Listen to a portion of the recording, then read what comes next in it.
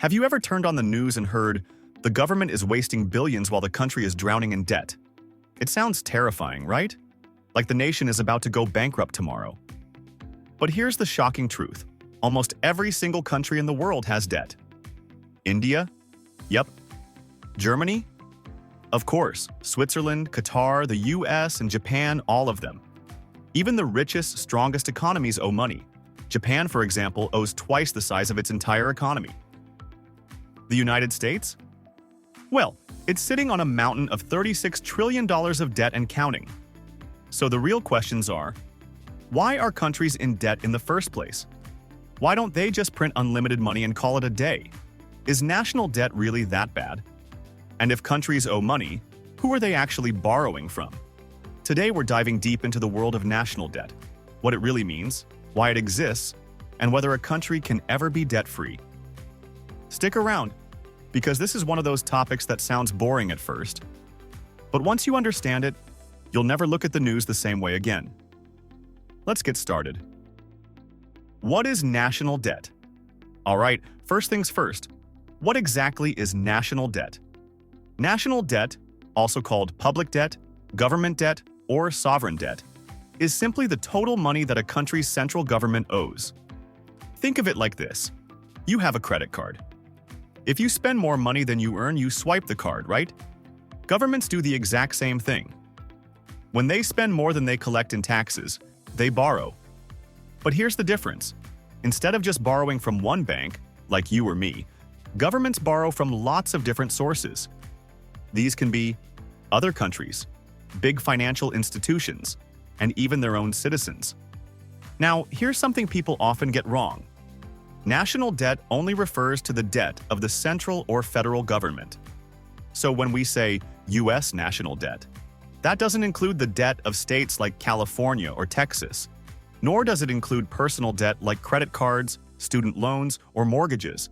It's just the central government's debt. So now you know what national debt is. The next question is, why on earth do countries borrow money? Why do countries borrow money?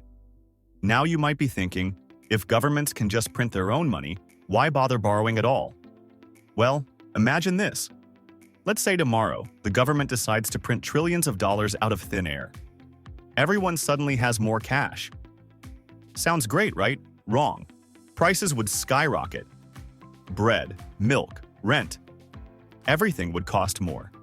This is called hyperinflation, and it can completely destroy an economy. It already happened in Venezuela and Zimbabwe, where their money literally became worth less than toilet paper, so printing money recklessly is a disaster. Borrowing, on the other hand, keeps governments disciplined because debt comes with interest. They have to pay it back. That forces them, at least in theory, to be more responsible with spending. But there are several specific reasons why governments borrow money. Let's break them down. Reason 1. Covering budget deficits. A government's main source of income is taxes. But sometimes taxes aren't enough to cover expenses. For example, imagine the government collects $3 trillion in taxes but needs $4 trillion to fund schools, hospitals, defense, and social programs. That leaves a $1 trillion gap. So, what are the options? Cut spending? That means fewer services, worse schools, and underfunded healthcare. And people would immediately protest. Raise taxes? That makes life harder for citizens, and again, people would protest even more. So, the easiest solution? Borrow money to cover the deficit. Reason 2. Investing in growth. Sometimes borrowing is not bad at all. In fact, it's smart. Imagine your country desperately needs new roads, bridges, or hospitals. Waiting years to save up enough money would mean citizens suffer in the meantime. But if the government borrows, it can build those things right away, improving the economy faster. Think of it like a student loan. Yes, you're in debt, but if it helps you get a degree and a better paying job, the debt actually pays off. Reason 3. Handling crises and emergencies. Sometimes there's no choice. Wars, natural disasters, pandemics. Governments need money fast. Take the US during COVID-19. In 2020 alone, the government borrowed $3.8 trillion, about 18% of the country's GDP, just to provide stimulus checks and keep businesses alive. Without borrowing, the economic collapse would have been far worse. Reason 4. Paying off old debt. Yes, countries sometimes borrow money just to pay off older loans. Imagine you borrowed money in 2010, but by 2020, you can't pay it back. What do?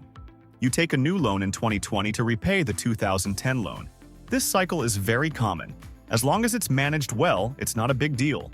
But if it spirals out of control, like in Sri Lanka in 2022, when the country defaulted on $51 billion, it can cause chaos, protests, and even government collapse. Reason 5. Controlling inflation and interest rates. This one's less obvious. Sometimes governments borrow not because they need the money, but as a financial tool. By issuing bonds, they can actually influence inflation and interest rates. If inflation is too high, they issue bonds to pull money out of circulation. If the economy is too slow, they borrow more to pump money back in. It's not a magic trick, but it helps stabilize the economy. Who lends money to countries? Now here's the fun part. If countries borrow trillions, who in the world is lending them all this money? Is there some giant superbank sitting on piles of cash? Not exactly. Governments borrow from 3 main sources. First, domestic lenders. Did you know you can lend money to your own government? It happens through bonds. When you buy U.S. Treasury bonds, for example, you're basically giving the government a loan.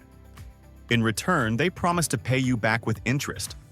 It's not just individuals. Big banks, investment funds, even government agencies buy bonds. In fact, in 2025, about $7.3 trillion of U.S. debt is actually held by U.S. government agencies like Social Security. That's called intragovernmental debt. Second, foreign lenders. Foreign citizens, foreign banks, and foreign governments can also buy bonds. For example, Japan and China are some of the largest holders of U.S. debt, owning around $700 billion to $1 trillion each. Why would they do this? Because U.S. bonds are considered safe. They get steady interest, and the U.S. government is very unlikely to default. But if the borrowing country has a weaker economy, investors don't trust them, so they prefer direct loans instead, often with strict conditions attached. That's where organizations like the World Bank or the Asian Development Bank step in, especially for long-term projects like roads or power plants. And if things get really bad, countries go to the IMF, the International Monetary Fund. The IMF doesn't fund projects. It gives emergency loans to keep economies from collapsing. But they come with heavy strings attached: raise taxes, cut spending, privatize companies. These conditions often lead to protests, like in Greece and Argentina. Third, the central bank. Finally, a government can technically borrow from its own central bank. This is called monetary financing. The central bank can print new money and buy government bonds. But this is extremely risky because it can devalue the currency and cause inflation. So today, most central banks only buy bonds indirectly, mainly to influence interest rates rather than to hand out free money to the government. Is national debt bad? So, is having national debt always bad? Not necessarily. Debt is a double-edged sword. When used wisely, like investing in infrastructure, handling crises, or stabilizing the economy, debt can actually help a country grow. But if it spirals out of control, debt can become toxic. Too much debt means governments spend more money on interest payments than on schools, hospitals, or defense. If investors lose trust, credit ratings fall. Just like your personal credit score, a bad rating makes it harder to borrow and pushes up interest rates. That's when you risk a debt crisis, or even default, like Sri Lanka in 2022. How much debt is too much? There's no universal answer. Economists often look at the debt to GDP ratio. If your debt is 60% of your GDP, many consider it safe. But again, it depends on the country. Japan has a debt to GDP ratio over 200% and still functions. Other countries default at far lower levels. The US even has something called a debt ceiling, a legal limit on borrowing. But every time they hit it, Congress just votes to raise it. So, in practice, it doesn't really stop debt from growing. Can a country be debt-free? Now for the big question, can a country ever be 100% debt-free? Technically, yes. But in reality, almost none are. The closest example is Macau, a tiny region of China with zero debt. But it's not a sovereign country, and it makes billions from casinos. That's not exactly a model the rest of the world can copy. And here's the kicker, being debt-free might not even be a good thing. Why? It would require massive spending cuts or huge tax increases, which would slow down growth and spark protests. Without government bonds, there would be no safe investment option for pension funds and financial markets. That would actually make economies less stable, not more. So in practice, countries don't aim to eliminate debt completely. They aim to manage it responsibly. So, what have we learned? Debt isn't about whether a country has it or not. Every country does. The real issue is how that debt is managed. When used wisely, debt helps countries grow, build, and recover from crises. When abused, it leads to collapse, chaos, and default. So next time you hear the news say, the government is drowning in debt, remember, debt itself isn't the problem. Mismanagement is. And here's the million-dollar question for another video. Why can some countries like Japan survive massive debt, while others like Sri Lanka collapse? If you want to find out, make sure to subscribe, because that's exactly what we'll be exploring next. Thanks for watching.